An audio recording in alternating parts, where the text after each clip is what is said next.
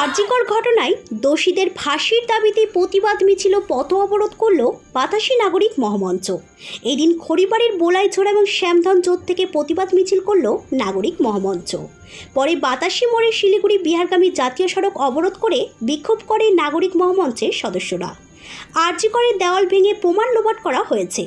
16 দিন কেটে গেলেও দোষীরা শাস্তি পাচ্ছে না, তাই আজকে নাগরিক মহামঞ্চ যুবক যুবতীদের নিয়ে প্রতিবাদ মিছিল করল।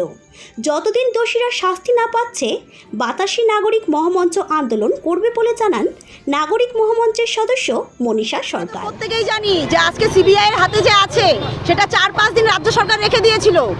আরজিকর ঘটনার যেই সেন্টারটা আছে সেটা তো ভেঙে দেওয়া হয়েছে, প্রমাণ লোপাট করা হয়েছে।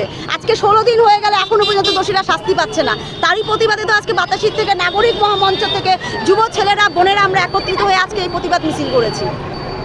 এই যে প্রতিবাদ মিছিল আপনাদের 16 দিন কেটে গেল, আদৌ কি দোষীরা ধরা পড়বে? বা অবশ্যই না, অবশ্যই দোষীরা যদি শাস্তি না পায় বাতাসীর থেকে নাগরিক মহামঞ্চ আরো বৃহত্তর আন্দোলন করবে এবং এই যুব সমাজ আর মাতৃশক্তি নারী শক্তি রাস্তা যেখানে যেতে হবে সেখানে আমরা যাব, কিন্তু দোষীদের ফাঁসি যেটা হওয়া উচিত সেটা আমরা সেইভাবেই দাবিটা তুলব যে তাদের জন্য আমরা ফাঁসি চাই।